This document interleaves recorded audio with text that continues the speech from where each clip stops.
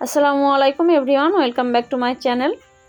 আজকের রেসিপি আপনাদেরকে তৈরি করে দেখাবো মুরগির মেটে আর তার সঙ্গে পাকস্থলী। এই রেসিপিটি বানাতে বেশি সময় লাগবে না, একদমই অল্প সময়ের মধ্যে অল্প খরচেই হয়ে যায় আর খেতেও অনেক মজার হয়। আজকের রেসিপিটি দেখার জন্য অবশ্যই আপনাদেরকে পুরো ভিডিওটা দেখতে হবে। তো চলুন আজকের রেসিপিটি শুরু করি।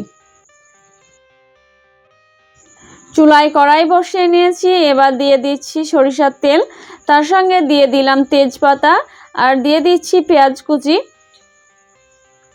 এবার আমি এটাকে ভালো করে ব্রাউন করে ভেজে নিব। দিয়ে দিচ্ছি 1 চামচ আদা রসুনের পেস্ট।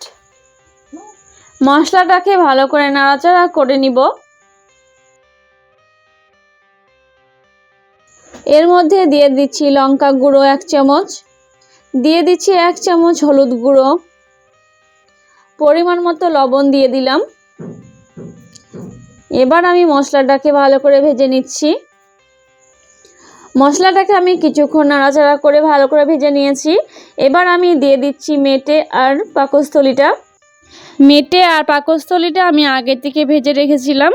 ভেজে রাখা পাকস্থলী আর মেটেটা এবার আমি এর সঙ্গে দিয়ে দিলাম। মশলার সঙ্গে ভালো করে মিশিয়ে নিব। মেটে পাকস্থলীর ভুনা হবে, ওর জন্য আমি অল্প পরিমাণে পানি দিয়ে ভালো করে নাড়াচাড়া করে কিছুক্ষণ ঢেকে রাখবো। এখানে আমি অল্প পরিমাণে পানি দিয়ে ভালো করে ঢাকা দিয়ে দিচ্ছি, কারণ আমি আগে থেকে এটা ভেজে রেখেছিলাম। 10 মিনিট মতো আমি এটাকে ঢাকা দিয়ে রেখে দেব। ঢাকনাটা আমি তুলে নিচ্ছি। আমার প্রায় 10 মিনিট হয়ে গেছে। খুব সুন্দরভাবে আমাদের পাকস্থলী আর মেটেটা ভুনা হয়ে গেছে। এর মধ্যে দিয়ে দিচ্ছি 1 চামচ ধনে গুঁড়ো, 1 চামচ মিট মশলা। ভালো করে এটা আমি মিক্স করে নামিয়ে নেব। আজকের রেসিপিটি আপনাদের কেমন লেগেছে অবশ্যই জানাতে ভুলবেন না। সঙ্গে সাবস্ক্রাইব করে পাশে থাকা বেল আইকনটি প্রেস করে দিবেন। পরবর্তী আমাদের রেসিপি খুব সহজে আপনাদের কাছে চলে যাবে। তো আপনাদের যদি ফেভারিট হয়ে থাকে অবশ্যই কমেন্ট বক্সে জানাতে ভুলবেন না।